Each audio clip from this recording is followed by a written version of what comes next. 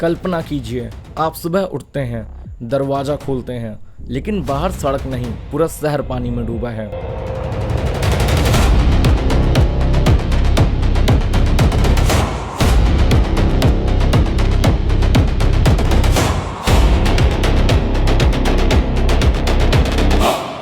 आपकी बाइक, आपकी कार, आपका खेत, आपका घर, सब कुछ गायब है और आपको समझ ही नहीं आता कि अब आप जिएंगे कैसे। ये कोई फिल्म का सीन नहीं है, बल्कि यह 2026 के भारत की हकीकत है। ये कहानी है असम की, एक ऐसा राज्य जो हर साल डूबता है।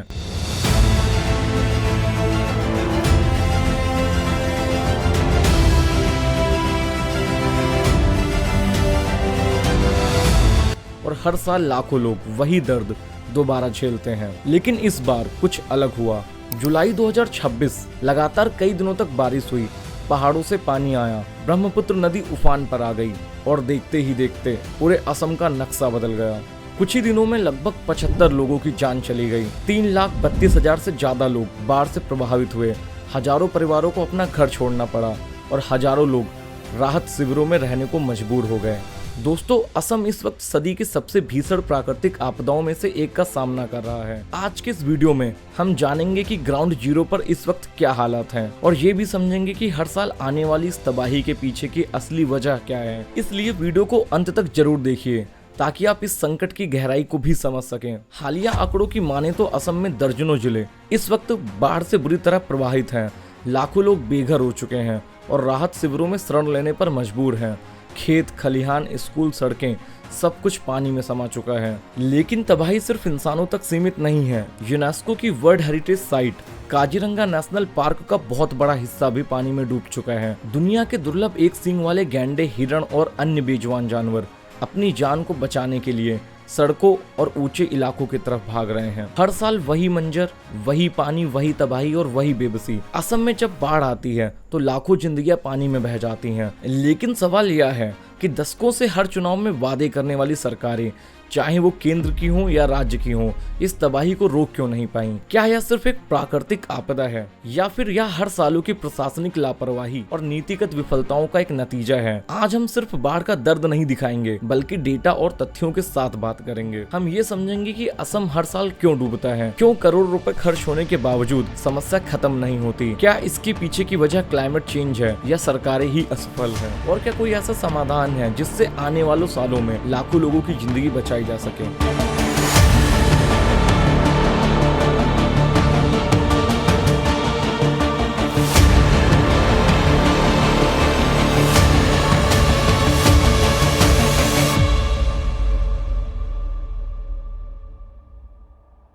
पानी, जो इस पृथ्वी पर जीवन का पर्याय है, जब यह अपना आपा खो देता है तो तबाही का ऐसा मंजर लिखता है जिसकी कल्पना मात्र से भी रोंगटे खड़े हो जाते हैं। आप रात को शांत मन से अपने घरों में सो रहे हो और सुबह जब आपकी आंख खुले और चारों तरफ चीख पुकार हो, आपके घर के अंदर 4-5 फीट पानी भरा हो, आपके घर का सामान पानी में तैर रहा हो और आपकी जिंदगी भर की कमाई आपकी आंखों के सामने बही जा रही हो।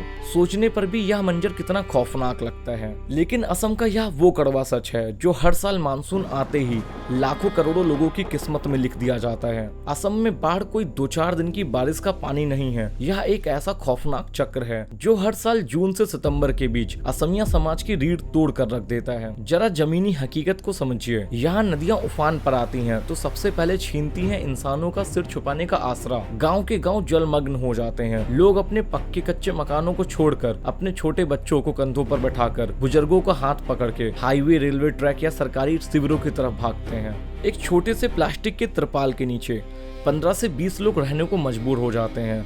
ना वहाँ प्राइवेसी है और ना सुरक्षा और ना ही बुनियादी सुविधाएं। और विडंबना तो देखिए, चारों तरफ पानी ही पानी होता है, लेकिन पीने के लिए एक साफ बूंद पानी तक नहीं मिलता। सारे हैंडपंप, कुएं, वाटर पाइपलाइन दूषित हो जाती हैं और लोग उसी गंदे पानी को छानकर पीने पर मजबूर होते हैं, जिसके बाद शुरू होता है बीमारियों का दूसरा तांडव, जैसे हैजा, डायरिया, टाइफाइड और त्वचा संबंधी बहुत रोग। अस्पताल जाने वाले रास्ते भी पानी में कट चुके होते हैं। यदि किसी गर्भवती महिला को अस्पताल पहुंचाना हो या किसी बुजुर्ग की जान बचानी हो तो नाव के इंतजार में ना जाने कितनी सांसें रास्ते में थम जाती हैं। और इस तबाही की सबसे भारी कीमत चुकाता कौन है? असम का किसान।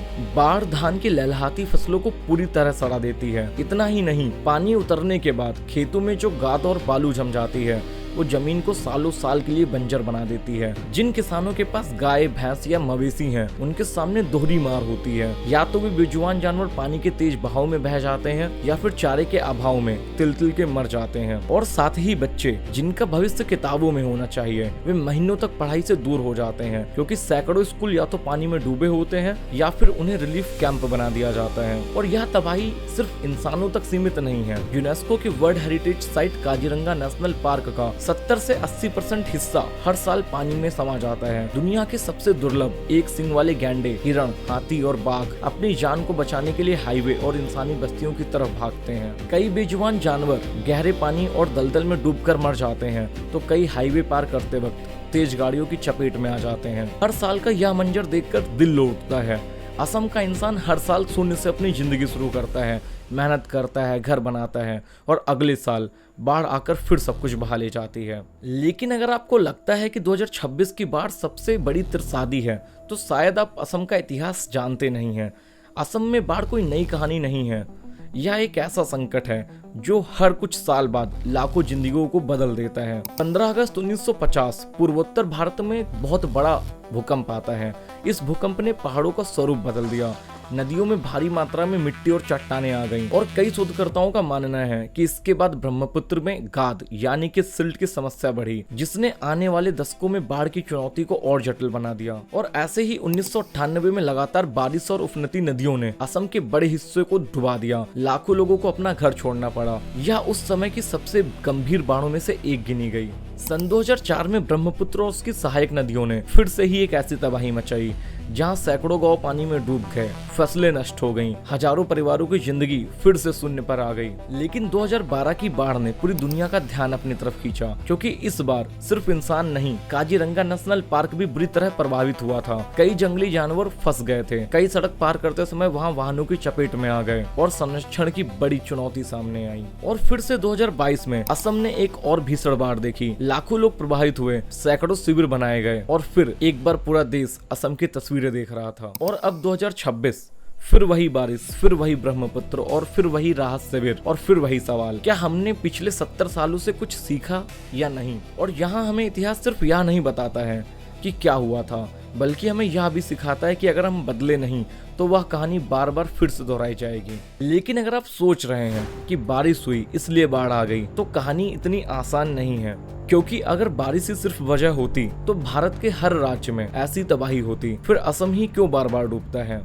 क्या इसके पीछे सिर्फ नेचर जिम्मेदार है या इंसानों ने इस आपदा को और खतरनाक बना दिया है? लेकिन इन सवालों के जवाब समझने से पहले हमें समय में थोड़ा पीछे जाना होगा, क्योंकि असम की कहानी आज से शुरू नहीं हुई। ये कहानी हजारों साल पहले हिमालय की बर्फ से शुरू हुई थी, एक ऐसी नदी के साथ जिसे भारत की सबसे शक्तिशाली और सबसे खतरनाक नदी कहा जाता है, ब्रह्मपुत्र। ये सिर्फ एक नदी नहीं है, बल्कि एक पूरी जीवित प्रणाली है जो हर साल अपना रास्ता बदल सकती है, और यही इसे दुनिया की सबसे अनोखी नदियों में से एक बनाती है। और इस कहानी की शुरुआत होती है तिब्बत के ऊंचे और ठंडे पठारों से, जहाँ से यह नदी बहना शुरू करती है। वहाँ इसे यारलुंग तसांगपो कहा जाता है। हजारों किलोमीटर तक शांत बहने के बाद ये नदी हिमालय की विशाल पर्वत श्रृंखलाओं को काटते हुए अरुणाचल प्रदेश में प्रवेश करती है, और भारत में आते ही इसका नाम बदल जाता है ब्रह्मपुत्र। लेकिन सिर्फ नाम नहीं बदलता, इसका स्वभाव भी बदल जाता है, क्योंकि हिमालय दुनिया के सबसे युवा पर्वतों में से एक है, जहां लगातार भूस्खलन होते रहते हैं। बारिश के साथ पहाड़ों की मिट्टी,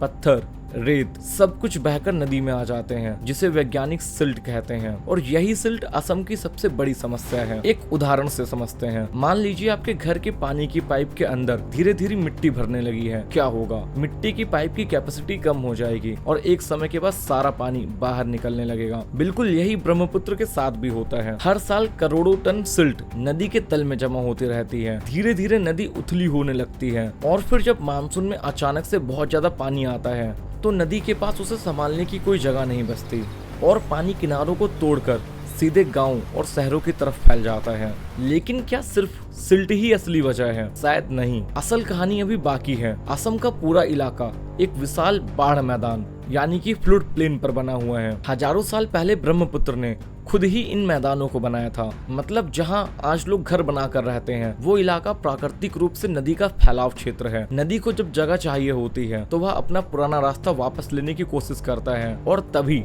हजारों घर पानी में डूब जाते हैं। और अब एक और सवाल आता है कि क्या पहले भी बाढ़ आती थी? तो इसका जवाब है हाँ, लेकिन आज की बाढ़ पहले जैसी बाढ़ नहीं थी, क्योंकि क्लाइमेट पूरी तरीके से चेंज हो चुका है। बारिश का पैटर्न एकदम बदल चुका है। पहले बारिश कई दिनों तक धीरे धीरे होती थी और अब बहुत कम समय में बहुत ज्यादा बारिश हो जाती है। इससे नदियों में अचानक पानी का दबाव बहुत ज्यादा बढ़ जाता है और पानी शहरों की तरफ या गाँव की तरफ भागने लगता है और यह बाढ़ का कारण बनती है।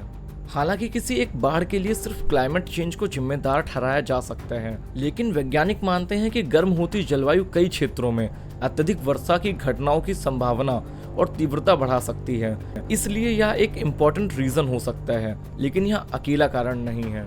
लेकिन अब आता है सबसे बड़ा सवाल कि हमें पता है हर साल बाढ़ आएगी, तो फिर हर साल लाखों लोग इसकी चपेट में क्यों आ जाते हैं?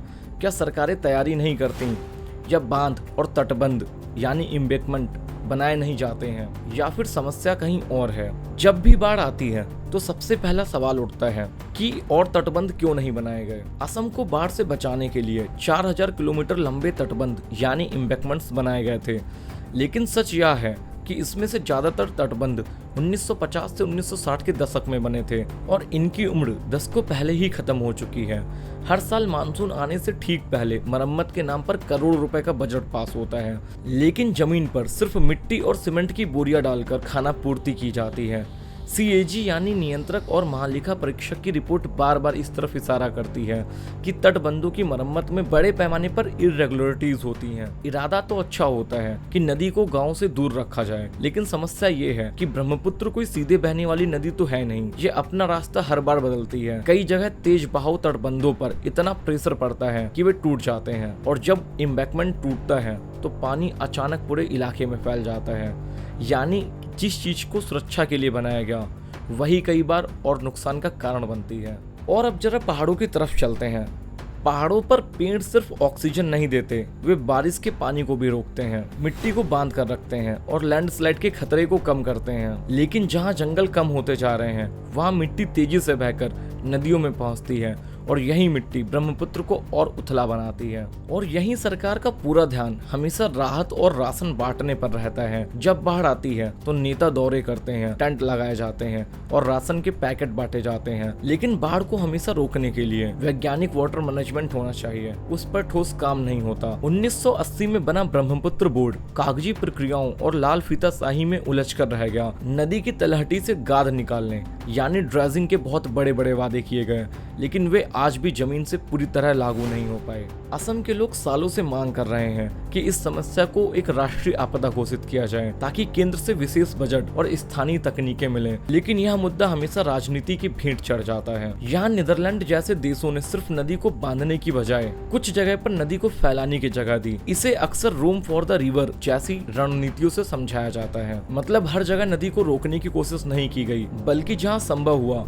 वहां उसे सुरक्षित तरीके से फैलने की जगह दी गई, जिससे फायदा यह होगा कि एम्बैंकमेंट्स पर प्रेशर कम पड़ेगा और वो टूटने से बचते रहेंगे। लेकिन हर देश की भौगोलिक परिस्थितियां अलग होती हैं, इसलिए वही मॉडल असम में सीधे लागू किया जा सकता हो यह जरूरी नहीं है। लेकिन हमें इससे एक सीख जरूर मिलती है कि कई बार नेचर से लड़ने की बजाय हमें उसके हिसाब से एक योजना बनानी चाहिए। हो सकता है यह ज्यादा प्रभावी निकले। असम को इस तबाही से कैसे निकाला जा सकता है, इस पर विशेषज्ञों और वैज्ञानिकों के अनुसार इसका समाधान संभव है अगर नीतियां बदली जाएं तो। मॉडर्न टेक्निक से एम्बैंकमेंट्स को वापस से बनाना चाहिए, क्योंकि पुरानी मिट्टी और बोरी वाले एम्बैंकमेंट्स को छोड़ना होगा।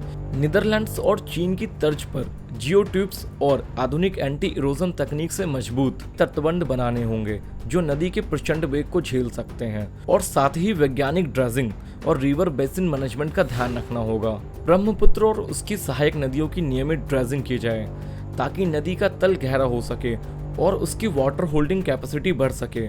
साथ ही चीन और भूटान जैसे देशों के साथ डाटा शेयरिंग सिस्टम बनना चाहिए ताकि ऊपरी इलाकों से छोड़े जाने वाले पानी की सटीक सूचना पहले ही मिल सके। और साथ ही गांव-गांव में कम्युनिटी रेस्क्यू टीम बनाई जानी चाहिए जिन्हें मानसून से पहले ट्रेंड किया जाए। और सबसे महत्वपूर्ण बात, जब तक देश की जनता और राजनीतिक दल बाढ़ नियंत्रण को चुनाव का मुद्दा नहीं बनाएंगे तब तक सरकारें इसकी जवाबदेही तय नहीं करेंगी। हर साल बारिश आएगी, हर साल ब्रह्मपुत्र बहेगी, लेकिन सवाल यह नहीं है कि बारिश होगी या नहीं। सवाल यह है कि हर साल गलतियां हम कब तक दोहराते रहेंगे या फिर इस बार कुछ बदलेंगे। असम को हमदर्दी के 2 मीठे शब्दों या कुछ किलो राशन के पैकेटों की जरूरत नहीं है। असम को चाहिए एक मजबूत राजनीतिक इच्छा शक्ति और एक ठोस मास्टर प्लान। बदलाव की शुरुआत हमसे और आपसे होगी। जब तक हम बाढ़ को केवल एक प्राकृतिक हादसा मानकर भूलते रहेंगे, तब तक कोई सरकार इसके प्रति गंभीर नहीं होगी। हमें इस मुद्दे को नेशनल मीडिया और हेडलाइंस बनाना होगा। यह लड़ाई सिर्फ नीति निर्माताओं की नहीं है, यह लड़ाई हर उस नागरिक की है जो भारत देश के किसी कोने में बैठकर इस दर्द को महसूस करता है। असम के उस किसान की आंखों में झांक कर देखिए जो अपने बहते हुए घर को देखकर भी मुस्कुराने की कोशिश करता है। आपकी इस मुद्दे पर क्या राय है? क्या सरकार को बाढ़ नियंत्रण के लिए कोई सख्त कानून बनाना चाहिए? अपनी राय कमेंट बॉक्स में लिखना बिल्कुल ना भूलें। और अगर आप इस चैनल पर नए हैं तो इस चैनल को सब्सक्राइब करना बिल्कुल ना भूलें। और अगर वीडियो पसंद आई है तो वीडियो को लाइक कीजिए, चैनल को सब्सक्राइब कीजिए। मिलते हैं ऐसे ही किसी नए मुद्दे के साथ, तब तक के लिए जय हिंद।